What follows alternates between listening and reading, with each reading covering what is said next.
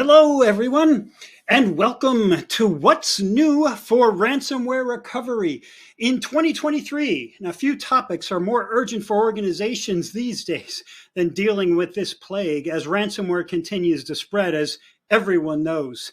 And today we're going to find out what companies are doing about it and what they should perhaps be doing about it. Today's webinar is sponsored by Veeam and produced by Actual Tech Media. My name is Keith Ward. I'm with Actual Tech Media, and I'm really excited to be here and to be your moderator for this special event. But before we get to today's content, we do have a few housekeeping items that you'll need to know about to help you get the most out of this session. First off, we want this to be an informative event for you. So we encourage any and all questions in the questions box in your webinar control panel.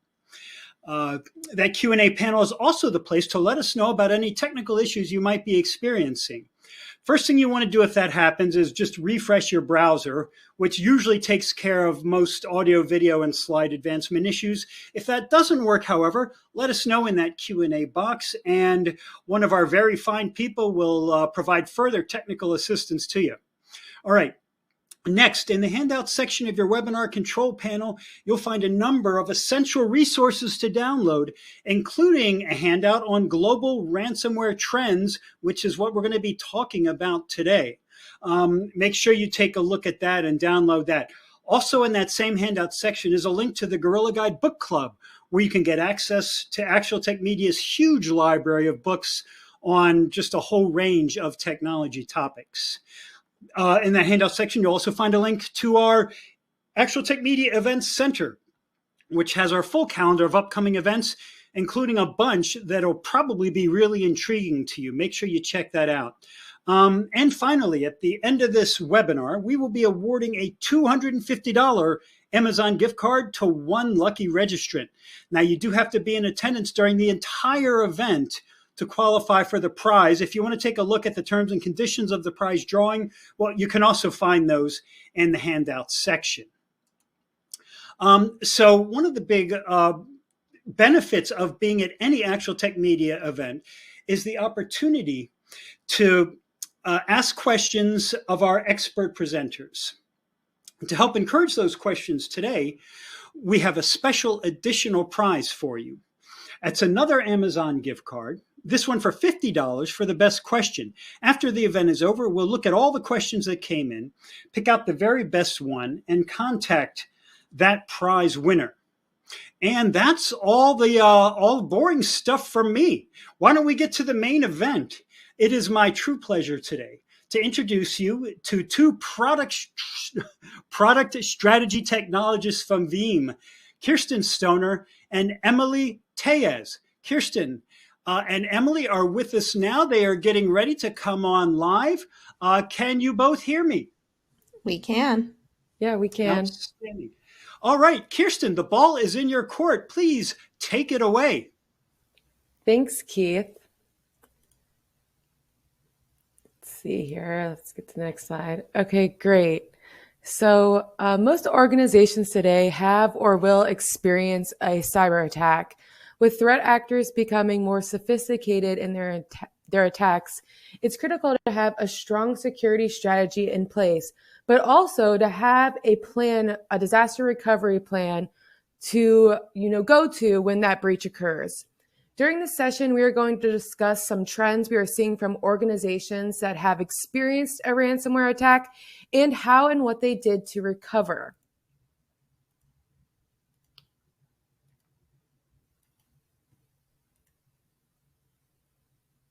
So really, during this webinar today, we're going to talk about the Ransomware Trends Report for 2023. You may be thinking, what is this report? Well, Veeam contracted a research firm to do a blind survey that conducted interviews with organizations that have experienced a ransomware attack in 2022.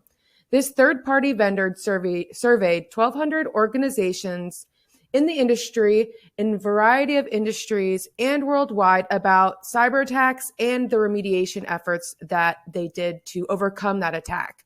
Participants in this survey were asked questions in regard to organizations' alignment between cyber and backup teams, risk management roadmaps and incident response, how ransoms were paid, how many organizations were able to recover after an attack, and much more.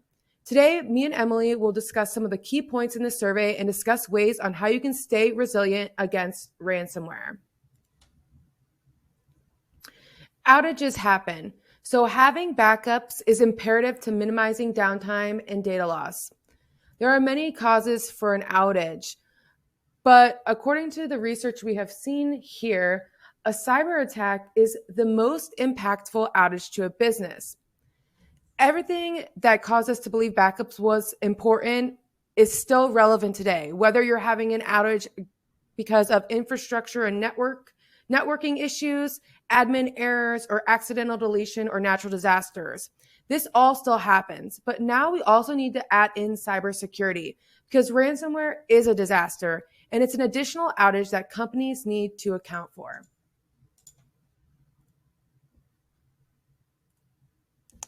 Perfect. So we're going to start with a question, and or maybe y'all could put some of the answers instead of that chat box. But wanted to just take a poll here as far as, how many ransomware attacks out of the ones that answered this survey did an organization suffer in the last 12 months? So it'd be interesting to see how many you think were actually had an attack and what their typical response was.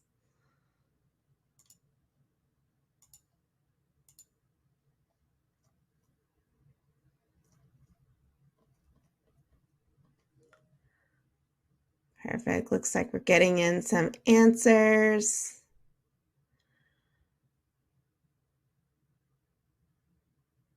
All right.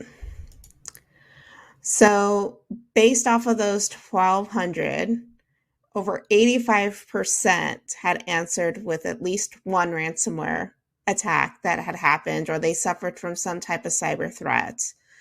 More importantly, I think, is to kind of take a look in here. 17% actually suffered from having more than one accident, so 4, 5, or even 6 or more events reoccurring. So when we start thinking about ransomware and cyber threats, generally speaking, this takes quite a bit of time to recover after, especially when we want to make sure that we are recovering clean data into a newer, pristine environment. And again, that takes some time, right? Could be a couple of weeks, could be a few months, just depending on who you have available from the team that's working with you, or if you're working with a partner or vendor, that's all hands on deck. So this could be substantially longer if you don't clean the data the right way, or if you never fix the breach to begin with.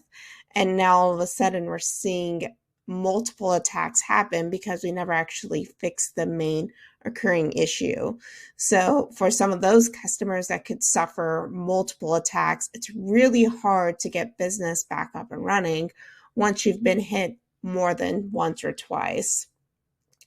So this is going to be something that we want to be taking a look at. 15% is a very low number, and honestly, I do not expect this to even go up. This might actually go down as we start to see more and more ransomware events and cyber security events continuously happen. I think we're all seeing that from like a guidance from cybersecurity professionals and the government. A lot of people are getting involved to kind of help businesses to ensure that they have a plan in place for when these events happen. So next, we're going to go ahead and look at why this might be happening, right? So one of the questions that was posed was how cyber and backup teams are aligned. So this question was, how much improvement do you believe is required in order for your organization's IT backup teams and your cybersecurity teams to be fully aligned?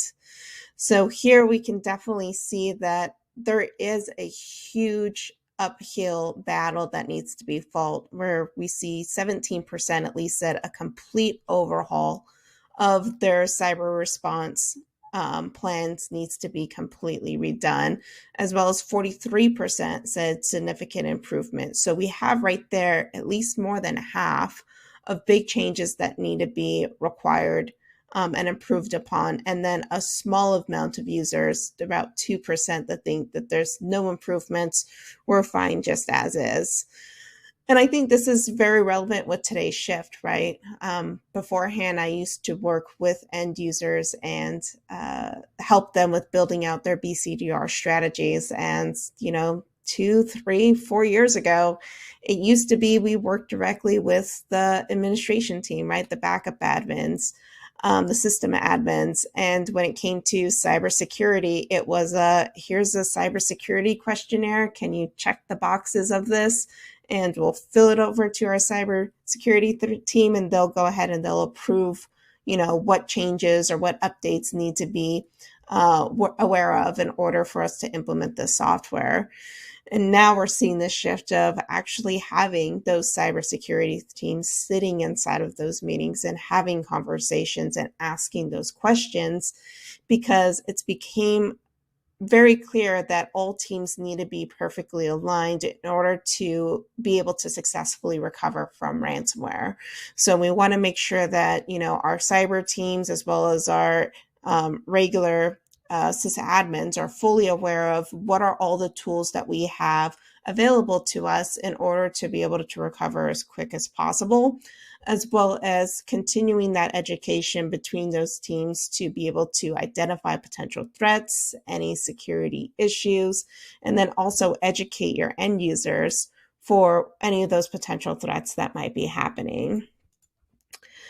So next, if we were to take a look at this, does your organization have a risk management program that regularly drives a security roadmap strategy as well as implementation?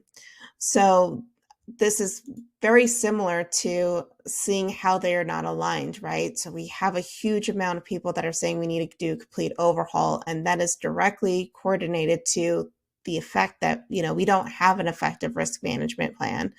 So 35% said that, yep, we do have one and it's operating well, but the majority of the others are saying we're either building one or, again, we need to make changes onto this risk management. So that way we're identifying how do we have better security controls in place? How are we making sure that, we're patching and we're updating our systems to the best of our needs possible. So that way we're able to keep up with the many evolving threats of cyber attacks that are happening and different types of malware that continues to be developed on a day-to-day basis. So this was all answered based off of CISOs, right? So if we have CISOs that are answering this, that's where we can start to see that they're the ones that are really starting to think about how is our business going to be put at risk and what are some different ways that we can do to improve that and aligning ourselves better with our administrative teams.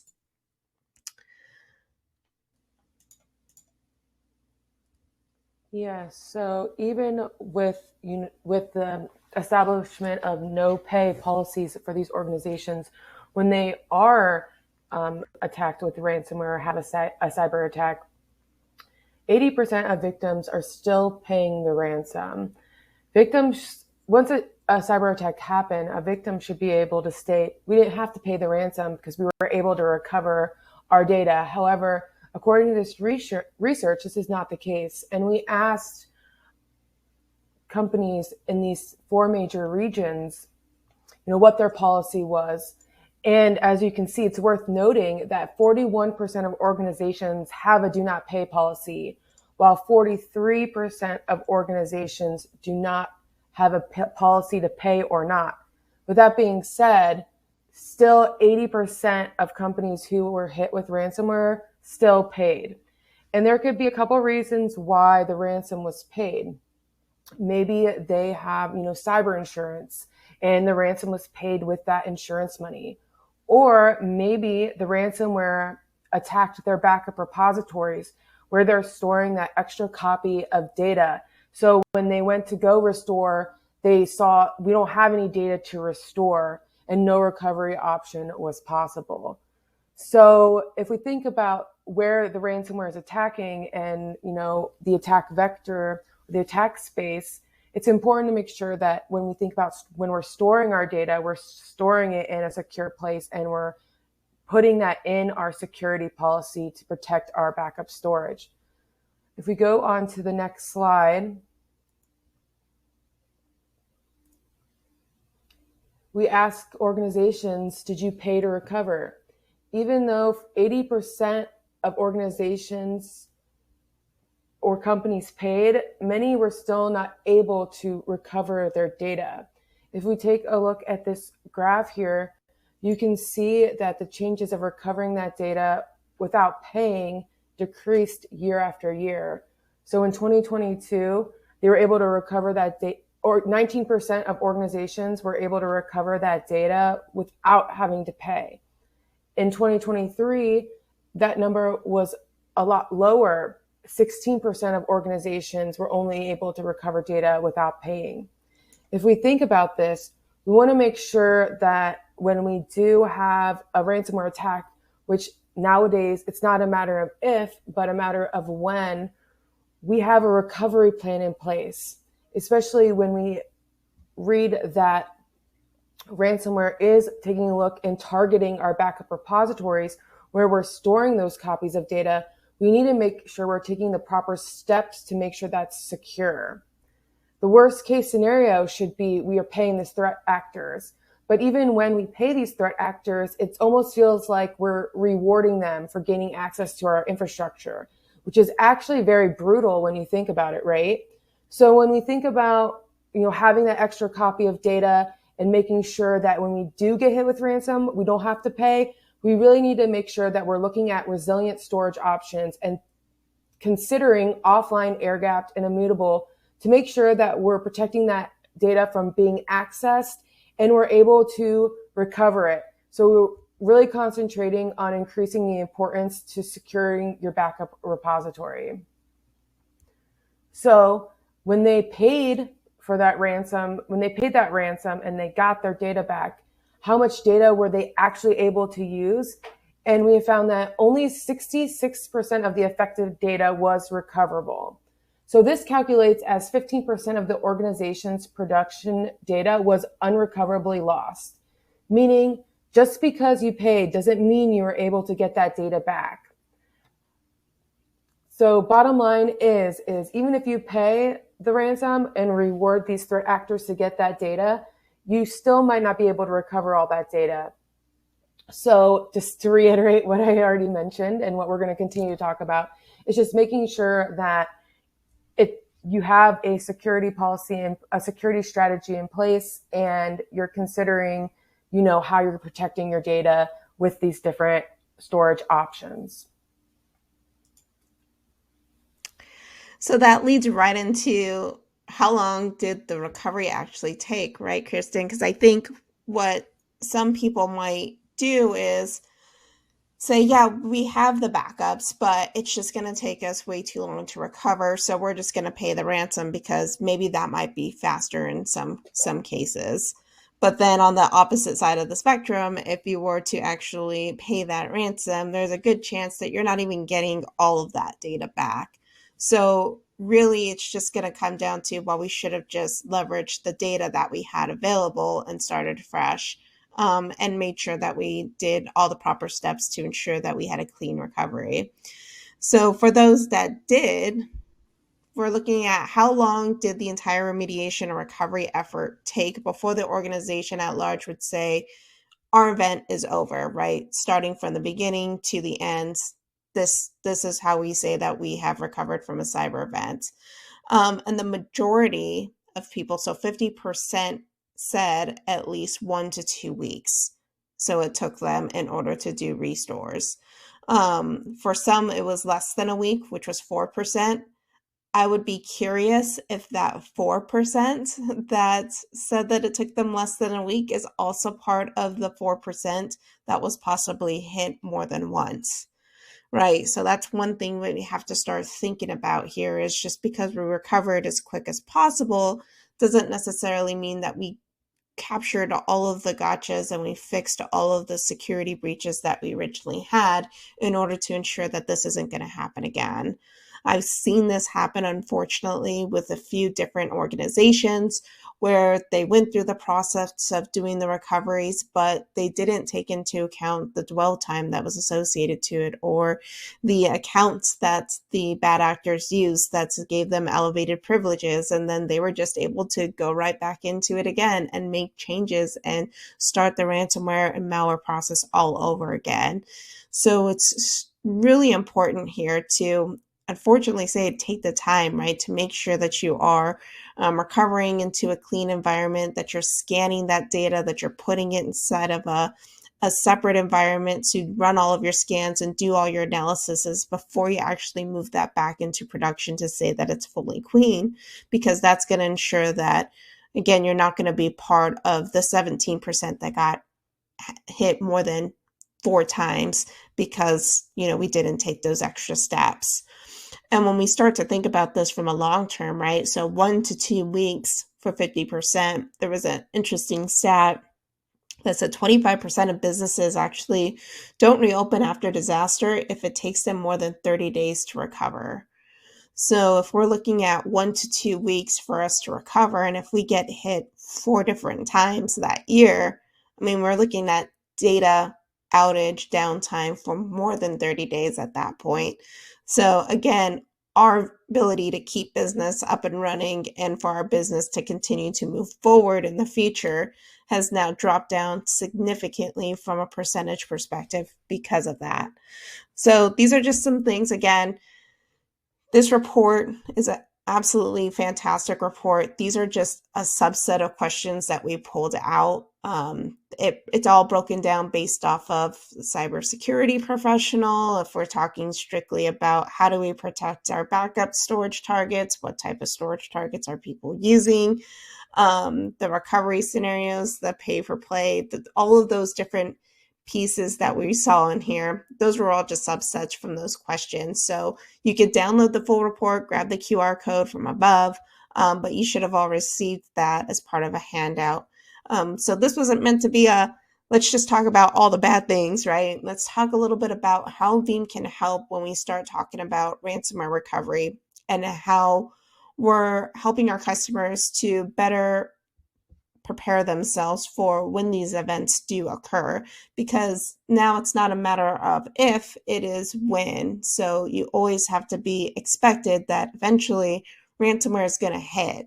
And the best part about that is understanding what is going to be your next step, right? The worst thing you want to do is walk in and realize that you don't have access to your systems, or you're getting emails from end users that are saying we have some suspicious activity happening. And now you are trying to figure out on the fly, what do we need to do? So this is where we want to help you all to be better prepared for when these events do occur.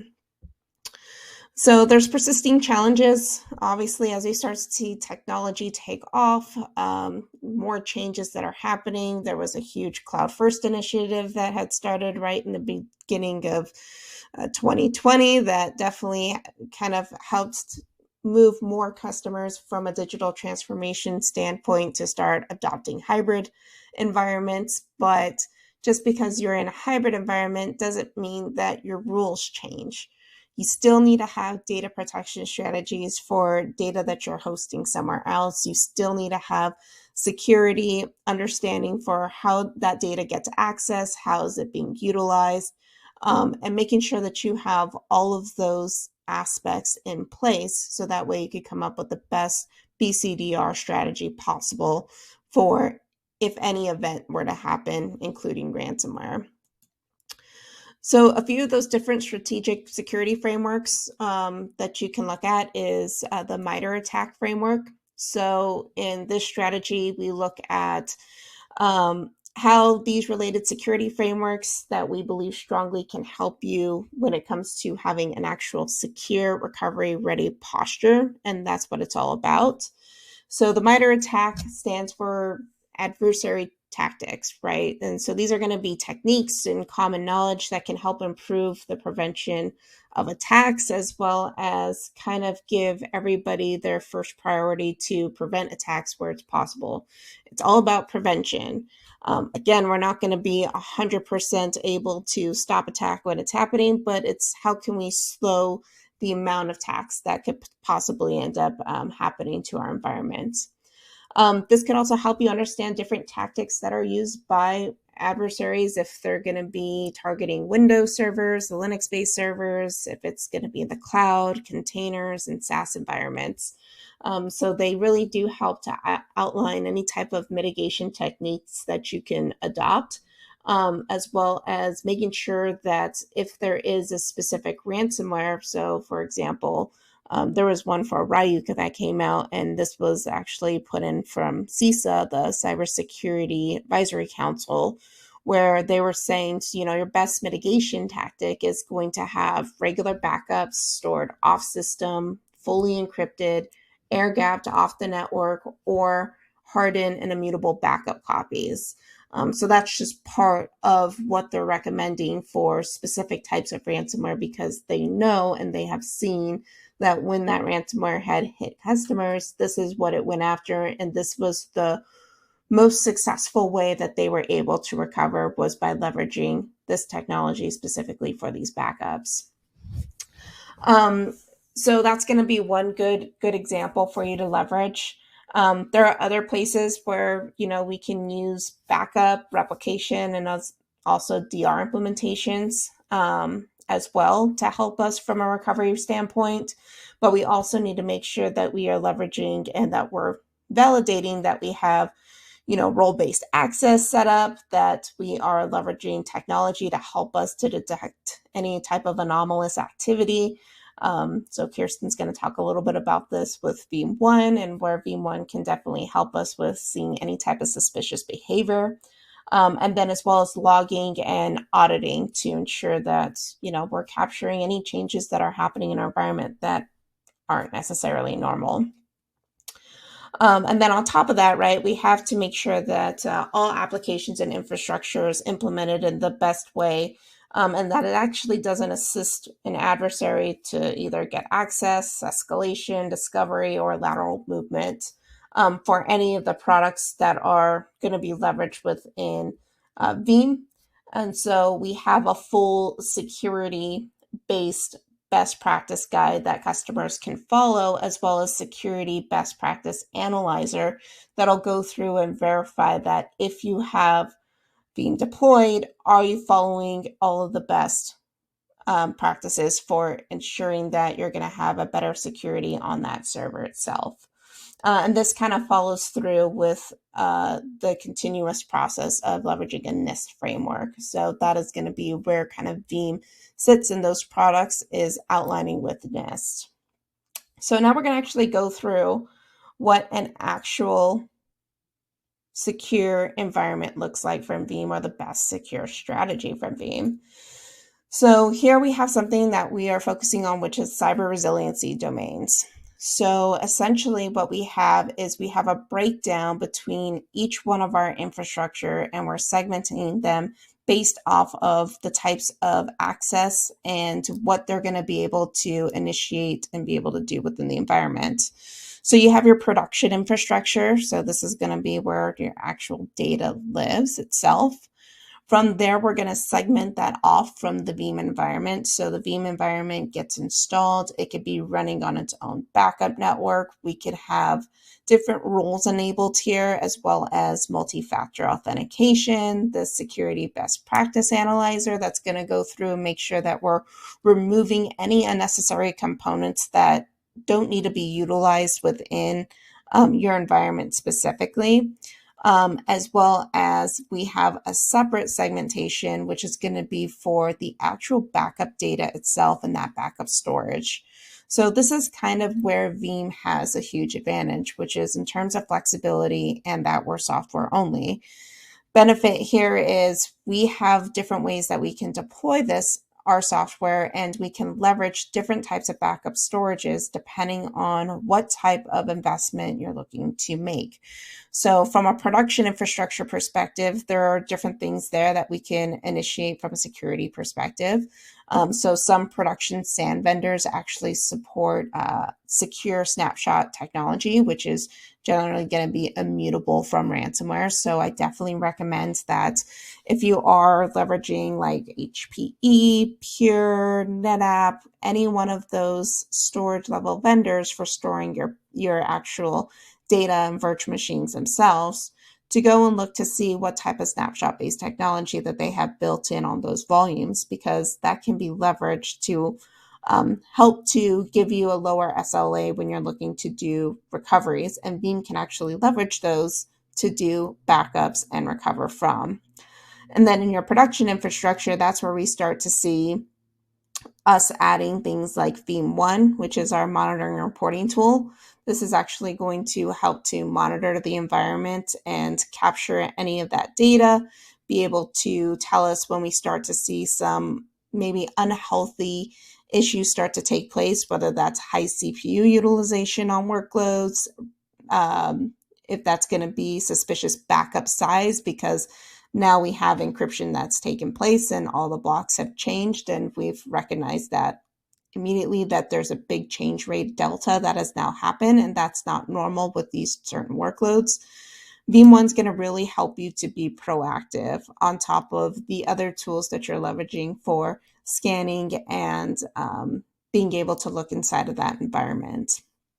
Now with your Veeam infrastructure, this is really just your management console, right? So this is going to just be the brains of the operation, what you're going to be logging into. So multi-factor authentication, which I mentioned earlier, is going to be huge there. And then your proxies for what's going to be actually handling the data. The nice thing about that Veeam backup and replication server is even if you were to lose that server, your backups are meant to be portable, which is why we always recommend to have that separate storage from the Veeam server. Because if we were to lose that infrastructure, then we can always deploy a secondary Veeam server. We could point it to that backup storage, and then we can import in those backups and start a restore process. I've seen this happen with different customers depending on the type of event that they've had, whether it was a fire, flood, natural disaster, power outage, more particular one that was hit by ransomware, where they actually had their data, but what they didn't expect or what they didn't plan for was when they called in their cybersecurity insurance vendor, they red taped their entire environment and said, you cannot touch this environment until we've gone through our forensic analysis. So they had no access to their environment to start a restore process, which added additional time that they were going to be down. The only thing that ended up saving them was having a copy of their backups being stored inside of a public cloud provider. And from there, they were able to deploy a Veeam server within the cloud, point to their object storage bucket, start to import in those backups, and then they started a direct restore into a cloud virtual machine and started running restores for all of their most critical workloads, so that way they could have end users have access to that data as quick as possible. So that was the process that they decided to go through. For them, it made them jump into a almost 75% cloud environment versus what they were running previously all on-prem. But that's what essentially ended up saving the day for them. And then once they finished their forensic analysis, once the insurance guys gave them back their environments, they started working off of different DR strategies and implementing their new risk management that they were going to start following based off of, what the event that they had just occurred. So again, that is where we start to see having that secondary flexible storage option is going to be huge for a lot of customers. So Kirsten's going to talk a little bit about those different types of storage options that we have available and how you can utilize them in your infrastructure. Whoops. There you go.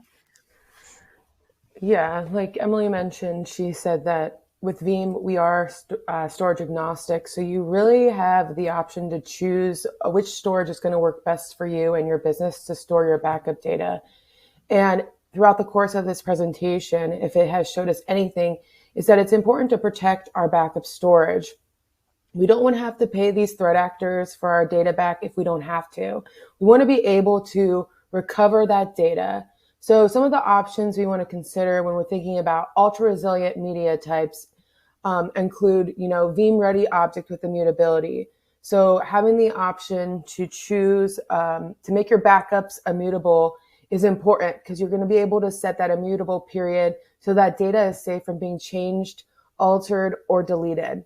And you might be curious about the Veeam Ready. So Veeam Ready is a program that Veeam has with our partners, our storage partners, and it just verifies that they're configured and they're ready to work with Veeam and make sure that you get the best performance with that backup storage. So partners and storage vendors, they have to, be certified with this Veeam Ready certification. And it's just letting our customers know, hey, this storage is going to work great with Veeam. We also have Veeam Cloud Connect with insider protection. So for some of our customers, they like to use a service provider to help to send their backups to offsite through Veeam Cloud Connect. And Veeam Cloud Connect with insider protection is a Veeam technology, and we partner with our Veeam Cloud and service providers, and it allows customers to store a copy of data that can only be seen from the service provider side. So if someone gets access to the backup server and deletes all your backups, there's still a copy of data that's on that service provider side that isn't deleted. So basically, when that backup server gets compromised and those backups get deleted, the service provider has that data stored in a recycle bin, which is only viewable from their side. So to be able to restore that data, the tenant has to contact the service provider to restore that data. We have worm repositories, write once, read many. This is the original immutable option. It's designed to be written to only once, and this can be, if it's tape, it can be ejected, it can be removed and stored offline and safe from being infiltrated. We have the Veeam hardened repository, which uses immutability and single-use credentials. So when you add in your hardened repository, which is a Linux distribution, you use single-use credentials, and this is used only once to deploy the data mover. The credentials are not stored in the backup infrastructure. So if the backup server is compromised, the attacker cannot get the credentials and access that backup repository. It also uses immutability, so you can set that time period to where you're going to keep those backup files immutable. Emilee mentioned earlier that there are, storage vendors that allow you to create worm storage snapshots. Once again, this is going to allow you to store that storage snapshot in a read-only mode so it cannot be changed or deleted, and you can recover from this. We don't want to forget about offline air-gapped and media copies on disk, removable and rotating. Having an offline copy that isn't connected to your backup infrastructure or your production infrastructure is important because that's going to not be able to be accessed when that ransomware attack occurs. And when we think about all these media types, it's also important here to think about, encryption, making sure you're encrypting your backups and making sure you're also remembering your encryption passwords. You don't want to have backups that are encrypted, and then when you go to restore, you can't remember the encryption password. So those backups are pretty much useless. So making sure that you're storing your encryption keys in a safe place, or you're using a passphrase or a key phrase that you can remember to make sure that you're going to be being able to access those backups. But when we're talking about storage here, I also really want to talk about, the 3-2-1 rule. And this is really important. So you might be thinking in your head, okay, so I'm going to use one of these backup storage options here, these ultra resilient media types, and I'm going to store a copy of my data there. But you need to have multiple copies of data. You never know what's going to happen. And so if you're not familiar with the 3-2-1-1-0 rule, it basically states that you have to have 3 copies of data, 2 on 2 different media types, 1 which is off-site, 1 which is offline air-gapped or immutable, and 0 errors when it comes to recovery.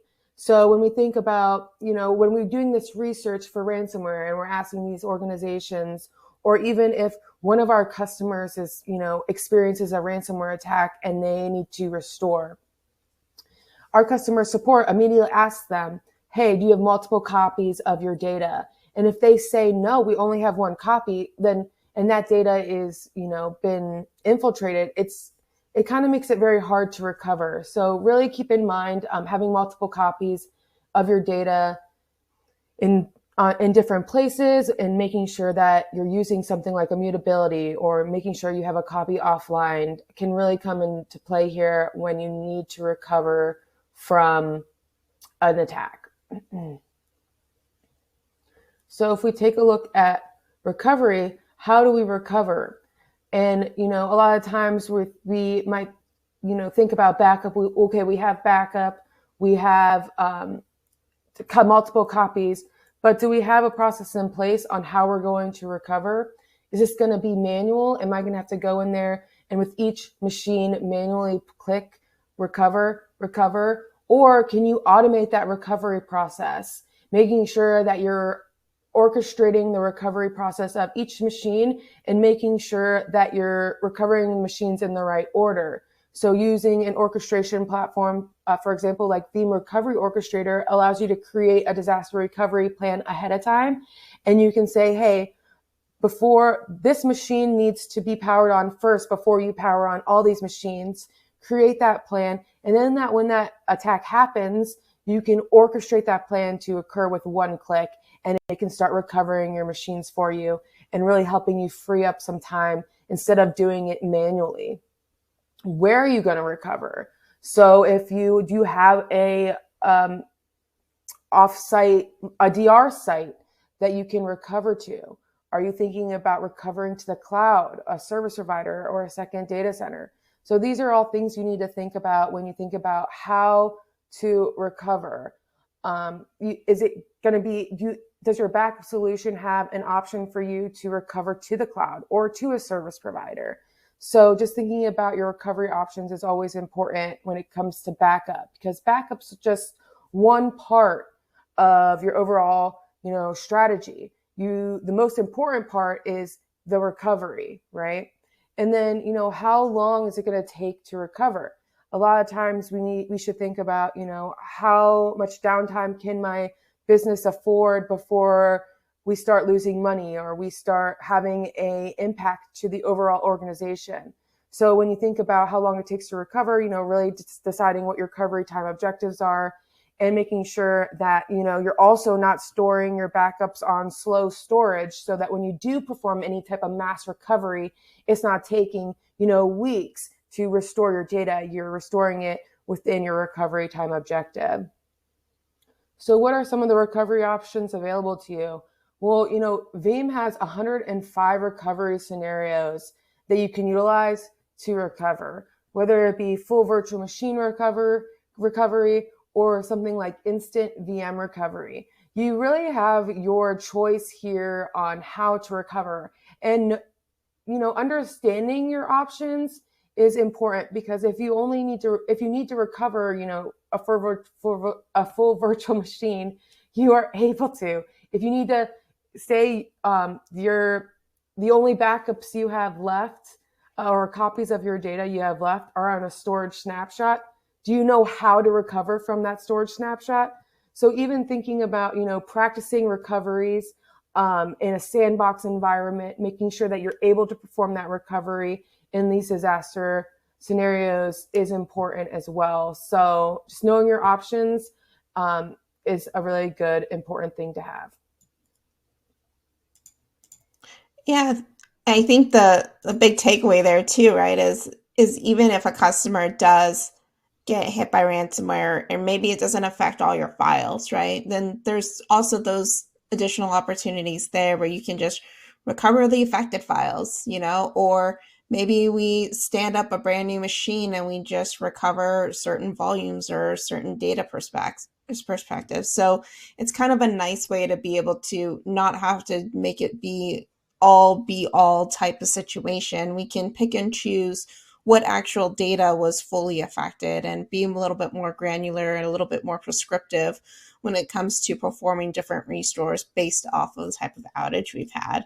So thanks, Kirsten. Yeah, and I know the idea here is that, the technology is absolutely there, right?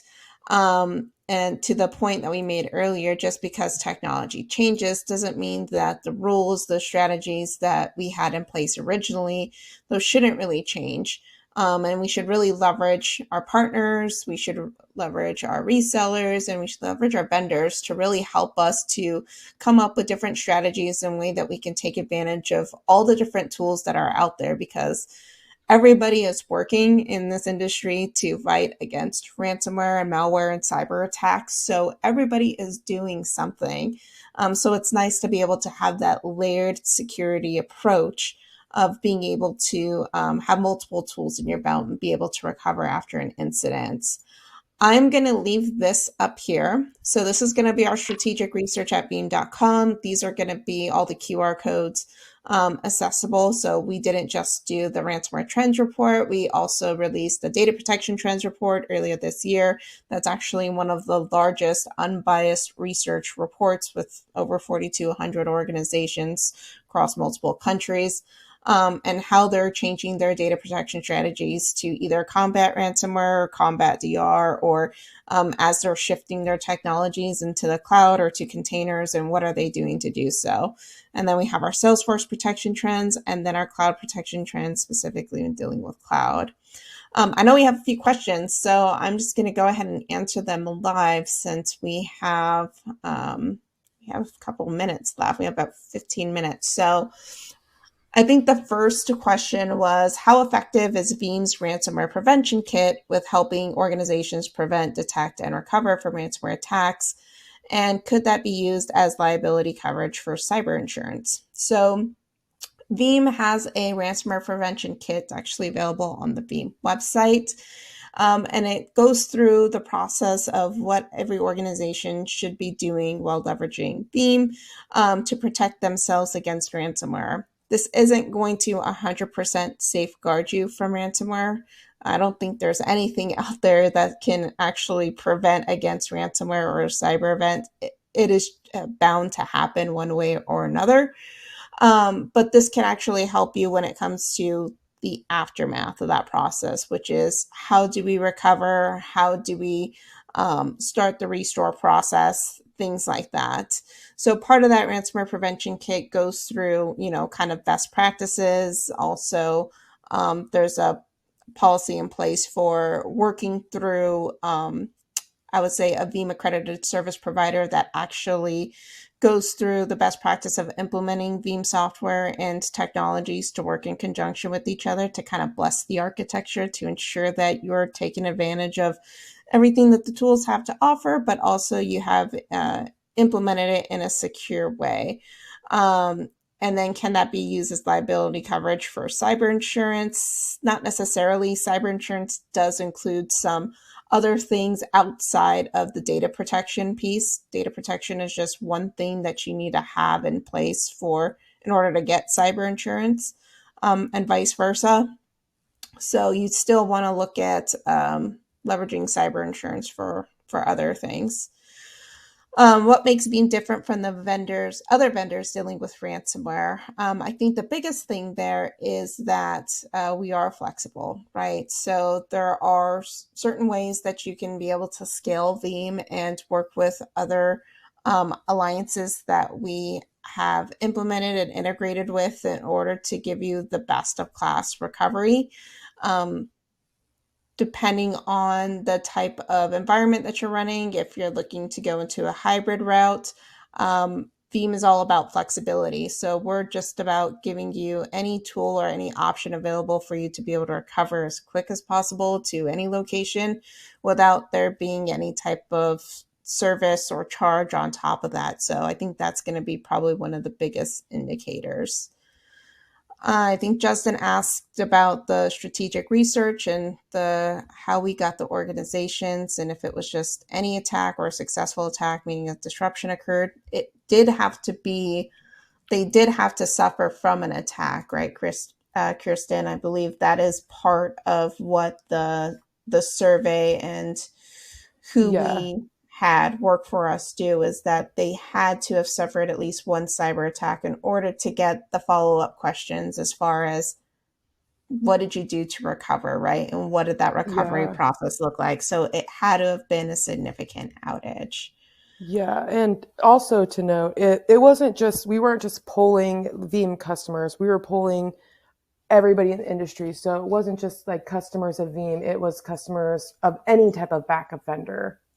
Yeah, I actually think it's a small percentage of actual users that were there that actually were Veeam customers, and then the rest were non-customers. Yeah. So, was recovery successful even after paying? I think Kirsten answered that earlier, right? Just because we paid the ransom didn't mean that we were able to get all of our data back, and it was a low percentage of about 16%. Are you seeing a shift from traditional backups to cloud only? Yes. I could say back in 2020, 2021, we did see a lot of customers do a huge shift to the cloud because of the biggest thing, which was nobody can actually get any hardware, right? We had a huge supply chain issue. So the next step for what a lot of customers seem to take was, well, let's just move everything to the cloud. And if that includes backups, well, then let's move our backups to the cloud. And there really isn't an issue with that if you have the right strategy in place. So if you're a hybrid environment and you run 50% of your workloads inside of the cloud anyways, perfect, then that works for you. But it really does come down to that original slide that Kirsten was talking about earlier, right? How do you recover? And talking about the duration, the how, and the where. If you move all of your data to the cloud and your primary infrastructure is on-prem, and now you need to recover your data on-prem, you have to think about what is going to be the time it takes to download that data from whatever cloud provider you're leveraging. What's going to be the cost of egress, because usually no cloud provider does that for free. So there is going to be some sort of charge that's going to be associated to it. And is that going to maintain the SLA that your business has put in place? I worked with one organization that did that. When they went to go and actually test for DR, it surpassed the SLA that they had, meaning it took way too long and it was not acceptable. And they would be breaking some different compliances that they had in place because they were a government entity. So they ended up moving over to tape, because tape ended up being faster for them to be able to recover from based off of what they had initially planned. So that's going to be how you can start answering some of those questions. POC and test this, right? You want to verify that when you put a technology in place, it's actually going to work. One concern with paying ransom is that if they make you, you're more likely to be attacked again. Yes, that is true. We have seen that. As far as you've paid the ransom, there is a good chance that you're going to be targeted again because they know it. There was a news report that went out that they were looking at vendors that, or not vendors, but organizations with cyber insurance.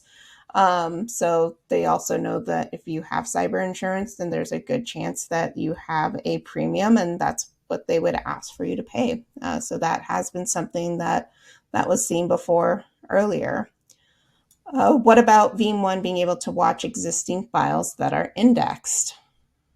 Kirsten, I'll let you take that one. Yes. So Veeam 1 is really going to take a look at the machines. So when you think about when ransomware is installed on a machine, a lot of the times, or when it starts encrypting data, I would say, because, ransomware could be installed and hidden in your infrastructure for a long time without you even knowing. But once that starts encrypting data, normally we see, higher levels of resource usage on like CPU, data store write rate, network usage, and things like that. So Veeam 1 is really going to be able to monitor the machines, the virtual machines themselves, and basically just let you know, hey, this machine is acting abnormally, and it doesn't normally act like this. And then it's the job of the administrator to say, okay, this machine is acting, and I need to take the extra steps to do some investigating and see what's going on.